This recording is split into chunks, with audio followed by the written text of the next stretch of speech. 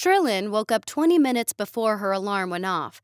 She knew she should have tried to get a little more rest, but she couldn't. She was too excited.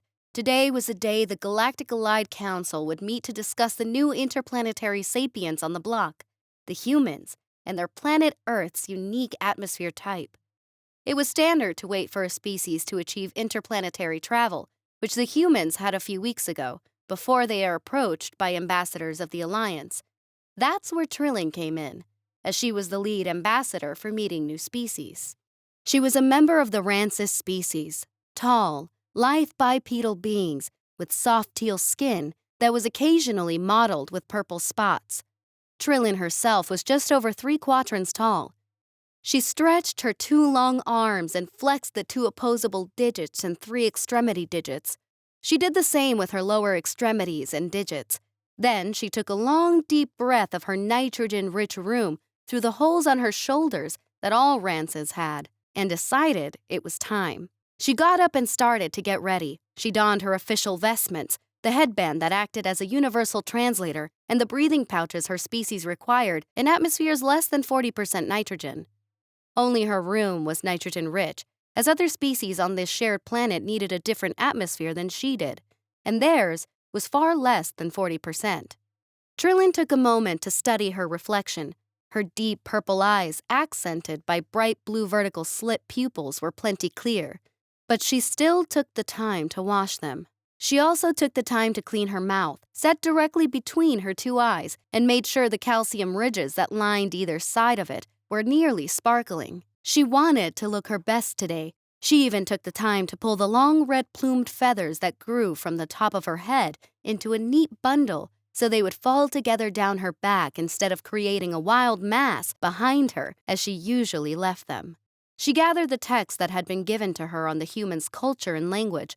It was woefully incomplete, and she knew that, but it was better than nothing. It was only what information they could glean from deep space scans, as getting closer would risk exposure before the Alliance had voted that humanity was ready. Luckily, the humans also sent signals out into deep space, seemingly looking for life themselves, which had helped in their guesstimation of human language. She had done her best to study and memorize all that she could, but she wouldn't leave the text behind until she was confident she had memorized it down to every typo. When she felt she was ready to leave, she preemptively disabled her waking alarm so it wouldn't bother her neighbors ringing all day, and she made her way to the shuttle that would take her to the council hall. A few servants bowed to her on her way. She smiled and gave them the indication they needed not to treat her this way. Internally, she hated it. She became an ambassador to meet new cultures and learn from them, not to have a status above others. Yet formalities like these are what kept society functioning, she supposed. She boarded the shuttle and saw 2 other ambassadors already there waiting for departure. Ambassador Uthx, or Uth for short, an insectoid of the Chlorcata species, and one of Trillin's good friends saw her board and raised a mandible in greeting. The Chlorcatans were even larger than Rancis, and she could tell Uth was a bit uncomfortable, hunched over in the shuttle to avoid damaging the roof with her hard carapace shell. Of the 14 mandibles they had raised one of those closest to her mouth, which was the friendliest greeting in their culture. Trillin smiled and waved back to the large brown creature. Uth attempted to adjust her multi-segmented body to face Trillin better, but she struggled and decided against it for fear of breaking yet another shuttle. So Uth tucked in all 50 of her legs and settled down for the ride. "Salutations, Ambassador!" Uth chittered, stretching out the words in the odd way her species did. Uth didn't need to speak in Trillin's language, as the universal translators they all wore would have taken care of it, but Trillin knew Uth did so as a sign of respect. "Indeed, greetings of this day," the small metal box floating next to Uth whirred. This was Ambassador Minos 6, representative of the mechanical species known as Nerthes. Nerthes were by far the most diminutive species in the Alliance, but also perhaps the most intelligent. These small floating silver cubes, accented with 16 interface lights on each face, were all identical, save for the designations they assigned themselves that they printed on all sides of their shells. Trillin desperately wanted to know what their true form inside the cube looked like. But that was one secret they guarded closely. Besides, despite Minos 6's best efforts to explain, she couldn't even understand how their interface lights interacted with technology, as if it were a native part of their being. Good morning to both of you. I take it you were both eager for today's proceedings and arrived early as well? Trillin inquired. They both gave nods of agreement, and then the shuttle departed. The meeting went smoother than any Trillin could remember. The fact humanity had sent so many signals out in attempts to communicate boded well for a peaceful first encounter, and so the vote was passed almost unanimously. Trillin, Uth, and Minos 6 would embark on a flight to the humans' world and attempt an exchange of knowledge. If the humans were deemed peaceful and intelligent enough, they would be offered a seat in the alliance. Trillin could hardly hide her excitement. She had been on plenty of missions like this before. She had even been the one who first met Uth's species and brought them into the alliance. But something about the humans felt different and more unique than any other species. Why that was, she couldn't quite put an extremity digit on yet. She packed and prepared her travel belongings at what felt like light speed, the excitement lending her energy. She made it to the spaceport less than an hour after the meeting had ended. Uth and Minos 6 were already there waiting for her, which was not surprising. Neither of their species required much more than what they had on them for travel. They boarded the ship and set flight. The ship exited warp at a respectable distance from the human world, so as not to appear hostile, and then they waited. Better to let the humans approach them than to risk their intent being misinterpreted. It didn't take long before a ship started heading towards them, and a signal came in. Trillin put it on and silently hoped the universal translator would work. She was fairly certain she had a rudimentary understanding of their language, but she could not be certain as she had no way of confirming it. The video relay crackled, but no audio or video feed came through. Minos 6 whirred over and began making adjustments until a human appeared on screen. This is Captain Ling of the UES Hope, hailing unknown craft. You are in orbit around our home world. Please state your intentions, he said. Trillin sighed in relief, which caused her breathing pouches to swell. The universal translator was working. Minos 6 had outfitted the ship with one, so Captain Ling should be able to understand her as well. Captain Ling, it is an honor to meet you. I am Ambassador Trillin. Beside me are Ambassadors Uth and Minos 6, she said while gesturing to each respectively. She then continued, We come from a galactic alliance and would like to meet to exchange knowledge and to offer your species a place in it. It is the alliance's hope and belief that all species can benefit from each other if given the chance. Would you honor us with one? The captain looked awestruck, as if he could hardly believe what he was seeing or hearing. This did not surprise Trillin. He quickly gathered himself and said, one moment. Let me make some calls. The audio feed went silent, clearly muted on their end, so he may make his calls in private. Trillin patiently waited. It took longer than expected, but finally, Ling sounded over the channel again. I apologize for the wait. We wanted to make sure you were greeted properly and by those qualified for this. If you could have your ship follow ours, we will take you in for a landing. Earth's council has cleared an area in one of our small cities, so we may show you some of Earth, he excitedly said. We are honored, Captain Ling, Trillin replied with a bow to show she meant it. We have translation devices for your people so we may understand each other. We shall send the case over to your ship now, so you may give them to those we shall meet if that is acceptable, she asked. The captain nodded, and so they jettisoned a container and watched as the human vessel maneuvered and then pulled it towards their loading bay. Once it was secure, both vessels turned to make their way planetside. The flight into Earth's atmosphere was turbulent, but that was to be expected on a planet with an atmosphere as thick as theirs. All three of the ambassadors, even Minos 6, who was famously hard to impress, were awestruck by what they saw when they cleared the clouds. The human city was beautiful. Their buildings were like nothing she had ever seen. They had shapes and features she couldn't discern the function of.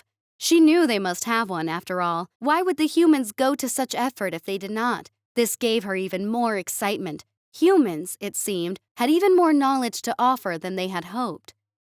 When they landed, the three ambassadors made their way to the landing bay and prepared themselves.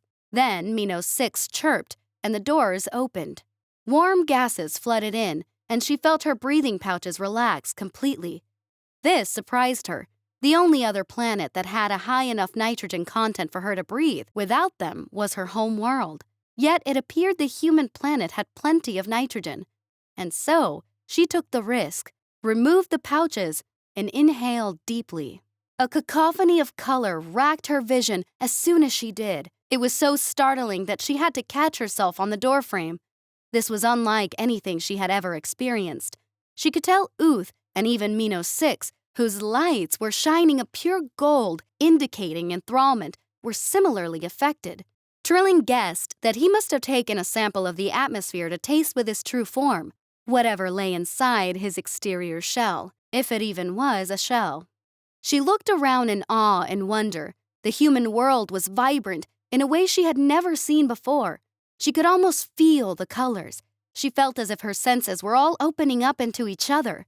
It was like she could hear their plants singing to her, the sky whispering, and the ground humming.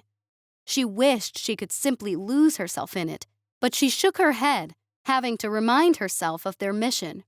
Hey, pull it together, guys. First impressions are important, and we can't all be delirious for ours. We're representing more than ourselves, remember? We've got to represent the Alliance as a whole. She chided them. So she did her best to gather herself and stepped down the ramp. They met the human assembly at the bottom. She was pleasantly surprised to see Captain Ling among them. They had all donned the universal translators, save for one. After a few greetings, she inquired about the individual missing a translator. Does this being not need one? We have extra if we did not provide enough. Captain Ling was the one who responded. This is one of our linguists, Sheila.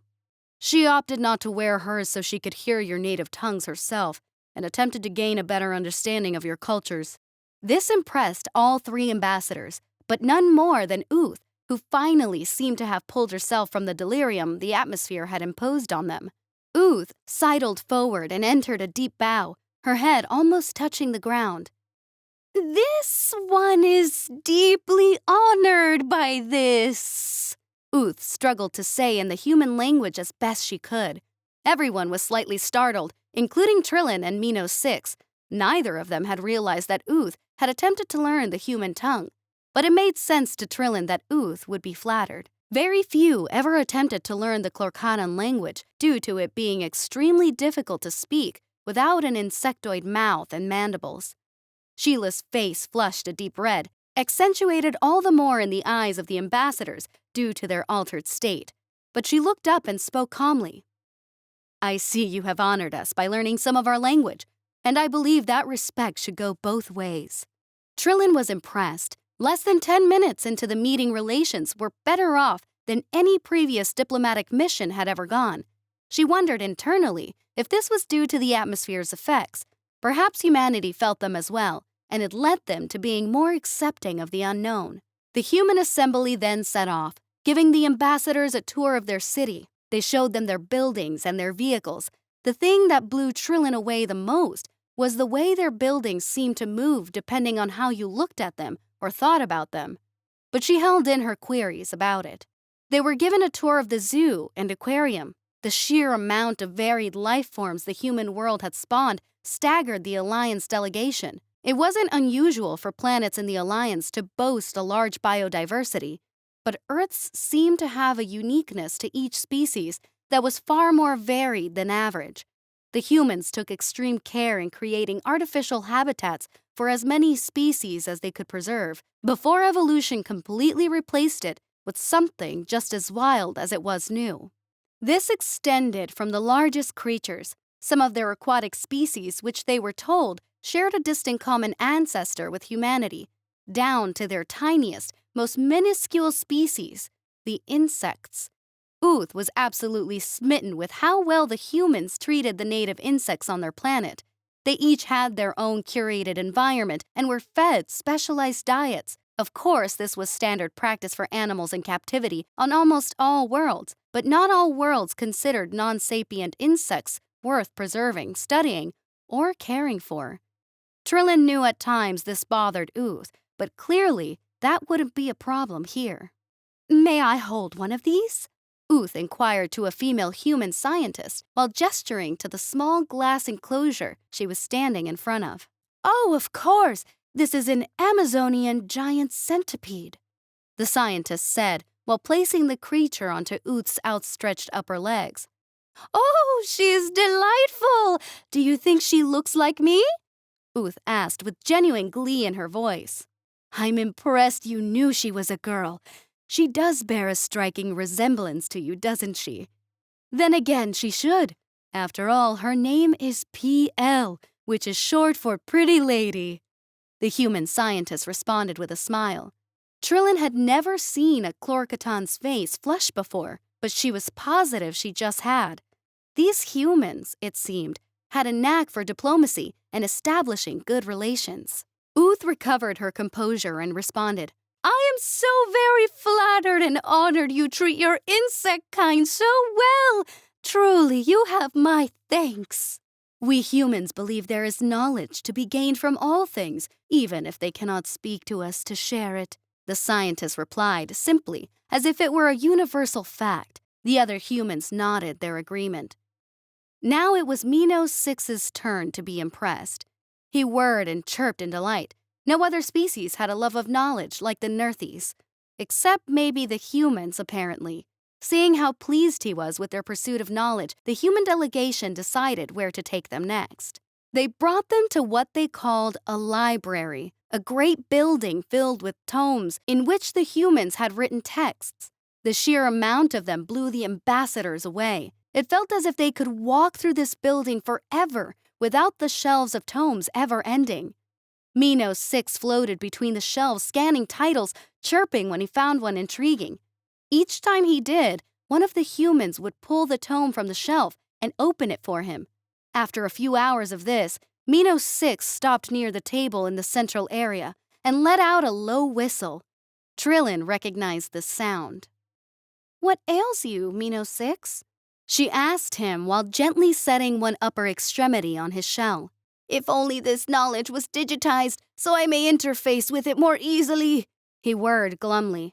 Well, why didn't you say so? Captain Ling said with a hint of humor. We digitize everything that can be. It's much easier to navigate that way. We simply keep these books as originals, backups. He explained further. The lights on Minos Six's shell brightened greatly as he longingly said, You do? Of course. Let me show you. Ling chuckled while gesturing to a terminal that was discreetly tucked inside the wooden table they were gathered around. Minos Six hastily floated to Ling's side, and once Ling had signed him up under a temporary profile, he began quickly analyzing the list of what they had cataloged here. The lights on his shell all melted between colors rapidly as he took in list after list of title and synopsis. After around 30 minutes of this, he stopped and lazily floated back. This. He attempted to speak, and then the lights on his shell went almost completely dim. Trillin rushed towards him, but Uth, with her many legs and larger size, was faster. She caught him as he began to fall and gently deposited him into her upper legs. Seeing the concerned faces of the human delegation, Trillin turned to them.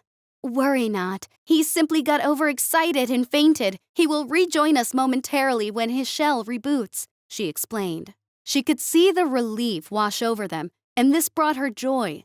The humans had only met them at the beginning of this day, and yet they already cared enough to be concerned for the ambassador's well-being.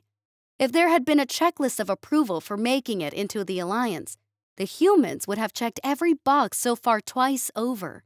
Just then, Minos Six's lights came back on, and he floated gently from where he had been nestled into Uth's legs.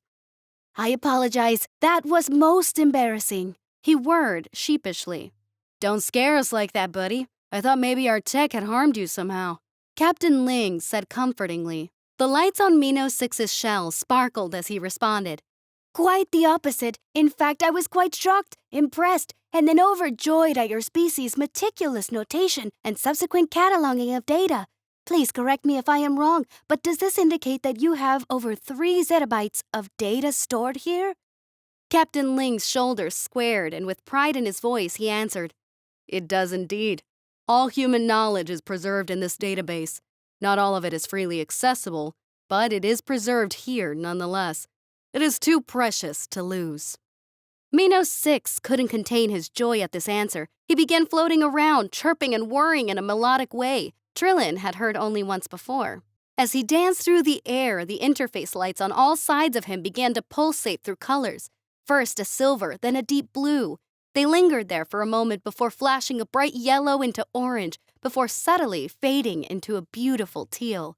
This pattern repeated 7 times before he slowly settled over the table, the lights culminating in a deep emerald green finale. The humans watched with open awe and curiosity on their faces. "This is something I have seen only one time before," Trillin explained. "This is the Nerthies' ritual of respect and reverence. It is the highest honor their species bestows, and Minos 6 does not perform it unless it is a case that he feels not only merits it, but exceptionally so. When a Nerthies performs this rite, they are also communicating with every member of their species. They speak of who is receiving the honor and why, and the Nerthies decide together if it shall be. The greener the light, the more Nerthies agree, and in this instance, I think it may be unanimous." The human delegation all silently exchanged a single glance with Captain Ling, who nodded, and then almost as one, they bowed deeply. They held this pose until Minos 6's deep emerald lights returned to normal, at which point he chirped, "Your species made a resounding impression. That was the most unanimous agreement in our recorded history, yet it was well earned and deserved. All Nerthies shall honor you in our records." "Now it is our turn to express our gratitude for how you honor us. Please, know we hold great value in it and hope to continue to deserve such praise. I am only sorry we do not have such an honor to bestow upon you in return," Captain Ling said with both authority and warmth. "I calculate that I speak for all 3 of us when I say you already have, Honorable Captain Ling," Minos 6 chimed. "If I may inquire, how can your species have enough knowledge to fill a repository like this while only having left your planet so recently?" "Well, not all of this is knowledge. Many are fictional stories," the captain replied. "This word! We do not know it. It is new to us, even with our translators," Uth stated. "Which word?" "This fiction. What does this word mean?" Uth clarified. "Fiction means a story that is not real, that never happened, that we made up. Some have a basis in reality, others are completely fantasy. We imagined them." Captain Ling attempted to explain, but he used more words they had no translation for. Trillin, now even more curious, jumped in. "Reality? Fantasy? Made up? Imagined?" Ling furrowed his brow, but this time it was Sheila who answered by pulling some of the tomes from the shelves. She opened them to pages that had images. The Alliance ambassadors crowded around to view them. There were images of creatures that were breathtaking and unlike anything they had seen in the human zoo or aquarium. Sheila also showed them images of landscapes Trillin could scarcely comprehend, vistas of floating plateaus, overflowing with fauna and beautiful scenery unfolding in the pages of the tomes she pulled for them. "These things do not exist, and never existed at all. We created them with our minds. Reality are things that exist on their own. Fantasy are things that never did exist, that we made up or created with only our minds and within our thoughts, completely separate from reality. When we do this, we call it imagining," Sheila explained. The ambassadors understood their meaning now, but still could not wrap their minds around it. "Perhaps seeing our art might help," Ling suggested. So they were brought to what the humans called a museum, filled with relics from their past, but also decorations, beautiful images painted on sheets of fabric, rich tapestries woven from fine strands of cloth, pottery of all shapes and sizes, from the smallest simple cups to the largest, most ornately decorated geometric shapes. Trillin felt she could lose herself in this place forever, in the best way one could be lost. As she wandered through the displays, a human anthropologist gave explanations for each piece she stopped at. She listened intently, raking in the experience and knowledge. Now she truly understood how Uth and Minos 6 had felt in the insectarium and library. The humans had seemingly unintentionally chosen to show each of them something they valued greatly, perhaps even most. Trillin knew that technically there were more valuable things than aesthetically pleasing decorations, but she had always had a soft spot for beauty and use. She may not be able to discern the utility of all of what she saw, but it was a pleasure and privilege to behold nonetheless.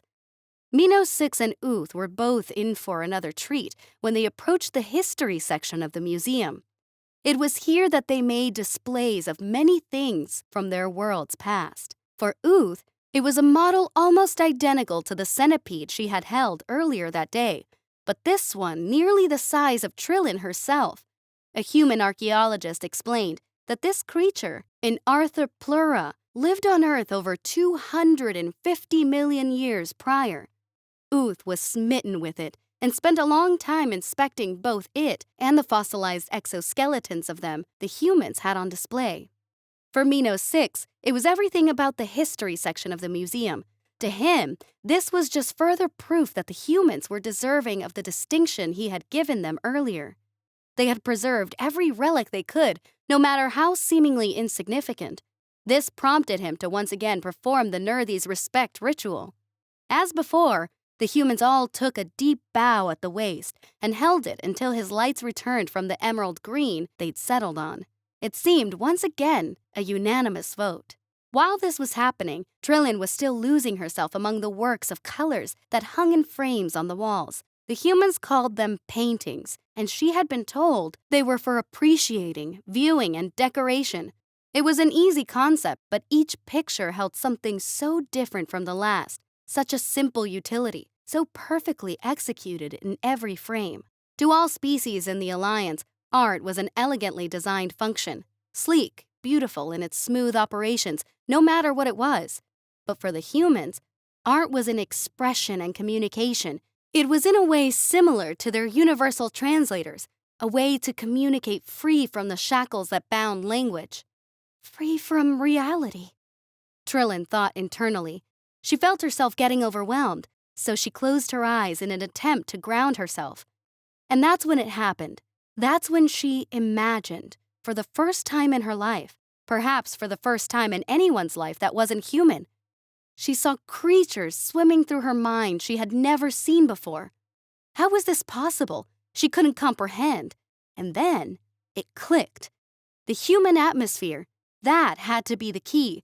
Something in it was causing a psychedelic reaction. Something in it had unlocked something in her. She felt she could create something from nothing, an action that was previously impossible, even just in her mind. Excitedly, she called out to Uth and Minos 6.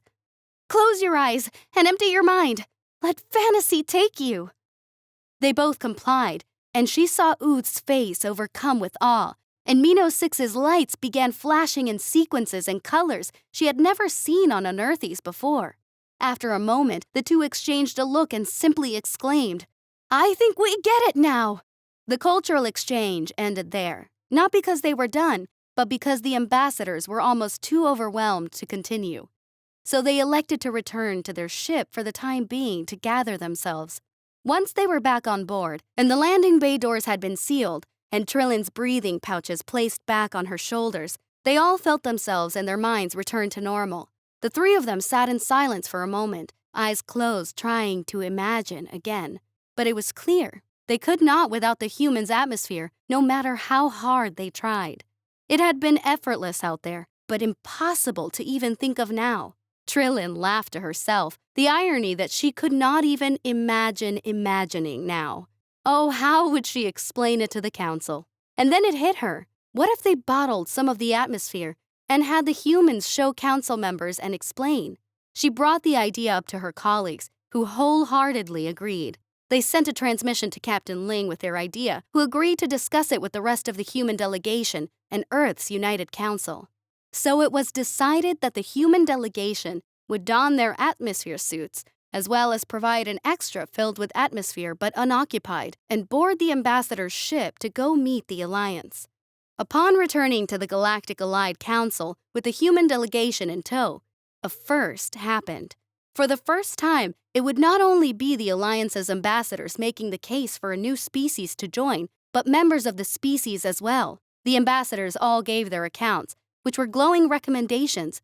It was during this meeting that a particularly difficult and pragmatic senator volunteered to experience the human atmosphere and this imagination they had been told of. It took less than 10 minutes for him to exit the suit, smiling and laughing, something none in the Alliance had seen this particular senator ever do. He, too, gave a glowing report of the experience, and so the humans were formally inducted into the Alliance as full members. They had so much to offer, and the meetings had gone so well there was really no way they wouldn't be. But the headline of it all was this human experience the ambassadors and council had witnessed. And so the newest members of the Alliance became the sole purveyors of this human experience. If you were a being tired of reality and needing an escape, simply go visit the human world. See the sights, meet the individuals, take in their art, but most of all, just take a breath of their atmosphere, the most potent psychedelic in the universe, and let yourself create from nothing. Something so uniquely human that they did not have to share, but were all too happy to, their imagination.